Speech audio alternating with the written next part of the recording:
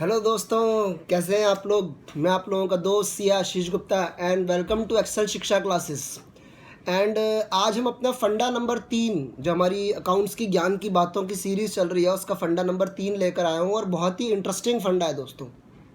देखो, जब accounting process, जिसको हम अकाउंटिंग साइकिल भी कह सकते हैं, वो जब स्टार्ट होता है, बहुत सारे स्टूडेंट्स को, लोगों को ये लगता है कि सबसे पहला स्टेप जो है दैट इज़ रिकॉर्डिंग, जो हम जर्नल एंट्रीज करते हैं। मतलब अगर अपने 11th क्लास के स्टूडेंट्स पर्सपेक्टिव से बात करें तो सबको ये लगता है कि सबसे पहले जर्नल एंट्रीज पास की जाती हैं, लेकिन उससे पहले भी 2 स्टेप्स आते हैं दोस्तों।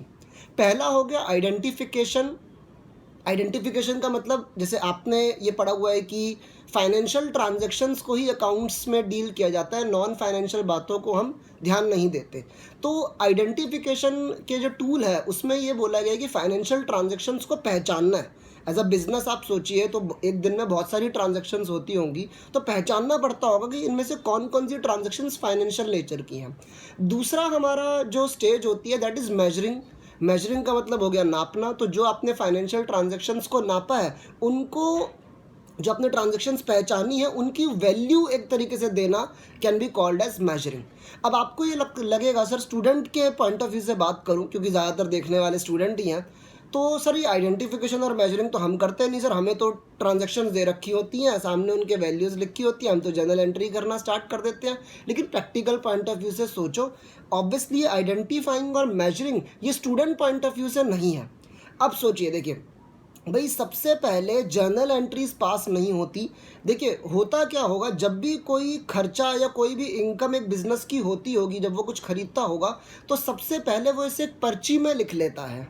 देखिए मैं आपको एग्जांपल दे रहा हूँ। लेट्स से मेरा एक एम्प्लॉई है, सेल्स का एम्प्लॉई है, और वो कहीं जगह एक गया, ओला करके जो है वो सेल्स के मार्केटिंग के काम से गया। अब आपको क्या लगता है, जैसे ही वो ओला वाले को पैसे देता होगा, वैसे ही क्या वो फ़ोन करके ये बताता है कि सर, अकाउंटेंट को फ़ोन करता है, सर मैंने 500 रुपये जो है वो कन्वेंस के खर्च करे हैं, प्लीज़ आप जर्नल एंट्री डाल दीजिए। ऐसे तो नहीं होता होगा एकदम से। अच्छा, बल्कि कई बिजनेस में तो पार्ट टाइम अकाउंटिंग का चलन है। मतलब जैसे दिल्ली में, अगर हम पुरानी दिल्ली, चांदनी चौक वगैरह की बात करें, तो पार्ट टाइम अकाउंटेंट, मतलब 15 दिन में एक बार जो है वो अकाउंटेंट आता है। तो आपको क्या लगता है, जब भी कोई ट्रांजैक्शन होती होगी तो क्या फ़ोन करके अकाउंटेंट को बताते होंगे, सर ये हमने ना सर ये वाला सामान खरीदा, प्लीज़ एंट्री कर दो। पता लगे वो सो रहा था, वो सपने देख रहा था, और वो एकदम से उठ के क्या तुम्हारी एंट्री करेगा? ऐसा नहीं होता सर।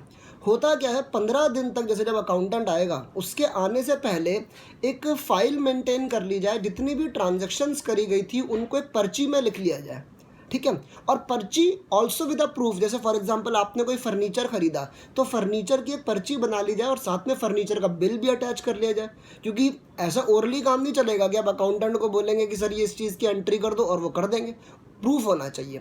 अब सर सीधी सी बात है, तो सबसे पहले जब भी एक ट्रांजैक्शन होती है तो उसको एक पर्ची में लिखा जाता है विद एन अमाउंट। उसमें लिखा जाता है कि क्या डेबिट होगा और क्या क्रेडिट होगा, और उस पर्ची को देखकर जर्नल एंट्री पास की जाती है।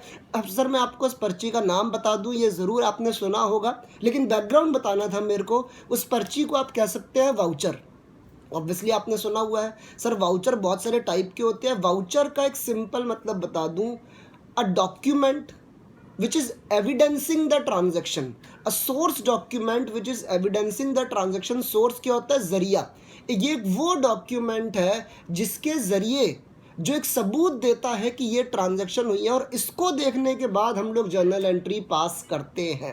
सर तो वाउचर की इतनी इंपॉर्टेंस है, वाउचर मेंटेन करना चाहिए एक बिजनेस को।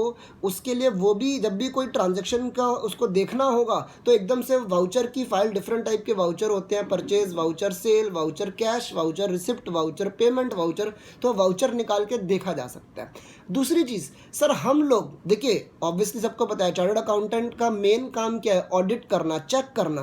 तो जब हम ऑडिट में सबसे आप जाते हैं, सर मैं आपको बता दूं, ऑडिटिंग का सबसे पहला स्टेप ही कहीं ना कहीं वाउचिंग करना होता है, ठीक है जी। तो हम डिफरेंट ट्रांजैक्शंस को वेरीफाई करते हैं, उनके वाउचर्स को देख के वाउचर की टिकिंग करना, रेड पेन से उसको साइन किया जाता है कि हमने ये वाला वाउचर चेक कर लिया।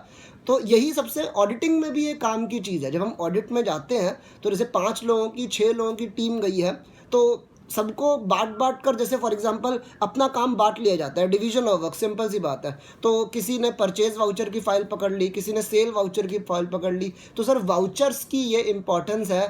तो मैं आपको यही बताने आया था आज की जर्नल एंट्रीज से पहले एक बिजनेस जो है अपनी हर ट्रांजैक्शन के लिए एक सोर्स डॉक्यूमेंट तैयार करता है, उसको दोस्तों हम लोग वाउचर कह सकते हैं। चलिए दोस्तों, तो यही मेरी फंडा नंबर 3 जो थी वो आज की ज्ञान था। और एक ज़रूरी ज्ञान की बात के लिए ज़रूर आपसे मैं नेक्स्ट किसी लेक्चर में, किसी वीडियो में आप लोगों से मुलाकात होगी।